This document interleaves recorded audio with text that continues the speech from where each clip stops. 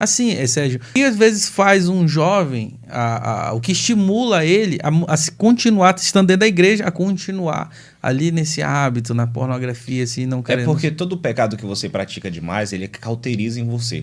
Ou seja, você não percebe mais que aquilo é pecado. É como se colocasse uma venda nos seus olhos e você não percebesse mais.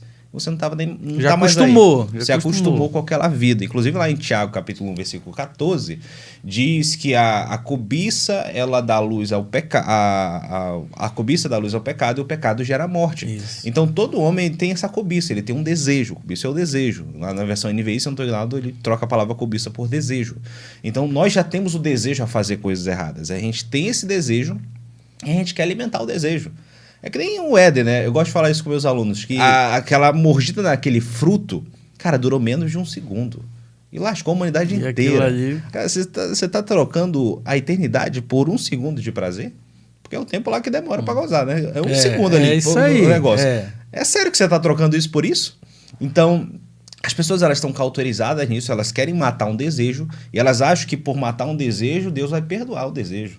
Só que elas esquecem que lá em Provérbios está escrito, né? Aquele que confessa, aquele que... Como é que você esquece o versículo de Provérbios? Aquele que confessa e deixa, alcança a misericórdia. Você confessou e não deixou, não tem misericórdia para você. Deus não te perdoa. O senhor falou aí sobre Tiago 1, eu estou até com o texto aberto aqui, 14 e 15. Ele diz 14, assim, mas 15. Cada um é tentado quando é traído e engodado pela sua própria concupiscência. Verso 15, ele diz, depois havendo a concupiscência concebido dá à luz o pecado, e o pecado sendo consumado gera a morte. Então, ele fala aqui de concupiscência, que é o desejo desenfreado. Então, esse desejo desenfreado, no caso da pornografia, a gente poderia dizer que a pessoa está sem controle, né?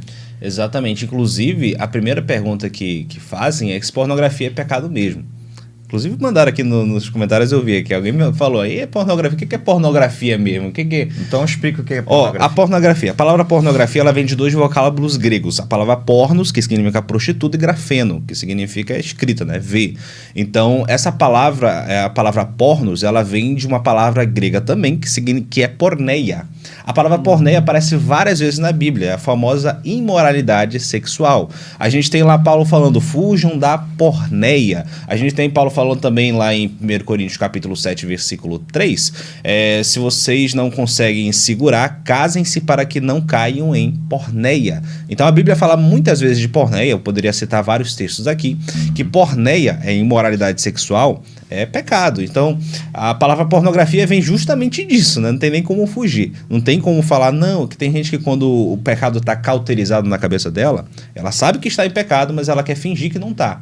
Ela começa a procurar vídeo no YouTube, aqueles pastores meio malucos que falam que não é pecado. Começa a querer advogar o próprio erro, né? Ele quer, não, mas eu quero legitimizar. Ele começa a tentar defender aquilo através da Bíblia. O cara usa a Bíblia para defender pecado. Não, mas talvez não seja tão ruim assim, talvez não seja tão pecado assim.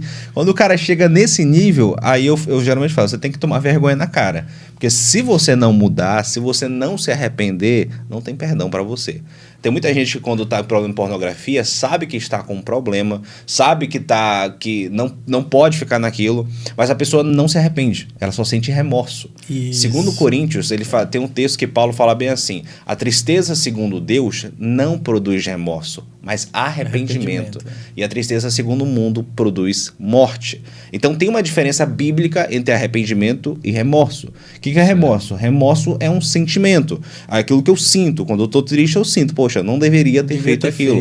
Só que sentimento não muda ninguém. Sentimento não vai te fazer ser uma pessoa melhor. O que muda as pessoas é arrependimento. Arrependimento não é sentimento, é uma decisão que você toma. Quando você decide se arrepender, a tua vida vai mudar. E não tem quem impeça isso. Porque quando você está pecando, não é o diabo que te possui, não é demônio que entra no teu corpo, é você que está decidindo pecar. E quando você se converte, né, no Espírito Santo que está te obrigando, não é Jesus que está te mandando, é você que decide se converter. Então, arrependimento é o que muda as pessoas. As pessoas precisam entender que elas não podem mais se sentir remorso, elas têm que se arrepender. Judas sentiu remorso e se matou. Pedro se arrependeu e virou pregador. Então, as pessoas têm que decidir que caminho seguir.